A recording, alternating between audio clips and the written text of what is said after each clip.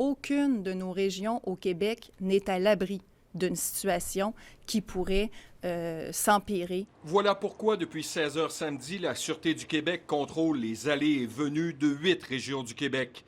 Bas-Saint-Laurent, Abitibi-Témiscamingue, Côte-Nord, Nord du Québec, Saguenay-Lac-Saint-Jean, Gaspésie, Île-de-la-Madeleine, Nunavik et Terre-Cree de la baie James. L'objectif étant de mieux protéger les gens qui demeurent dans ces régions considérées plus vulnérables. Toutes ces régions ont la capacité de traiter les malades. Indépendamment de la capacité, je vous dirais, de soins, il faut considérer que c'est des communautés qui peuvent être plus isolées. Tout ça, comme je vous le dis, est fait pour des questions de santé publique. C'est pas pour, je tiens à le dire, c'est pas des power trips de dire qu'on brime les volontés des individus. Tous ceux qui tenteront de se rendre dans ces 8 régions pour des raisons non essentielles seront retournés. Il y a toujours le gros bon sens qui s'applique. Pas question pour l'instant de limiter les déplacements entre l'Ontario et le Nouveau-Brunswick.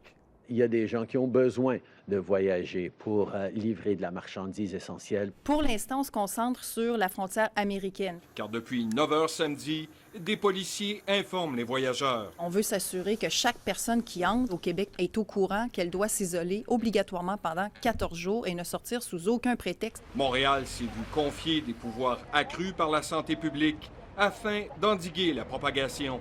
Ça permet, entre autres choses, de faire des patrouilles policières accrues dans certains des quartiers les plus affectés. Il est possible que ça se passe en Estrie aussi autour de, est-ce que c'est Granby ou la ville de Sherbrooke? Pour limiter les déplacements, Québec ordonne la fermeture des établissements touristiques, comme la location de chalets et les Airbnb.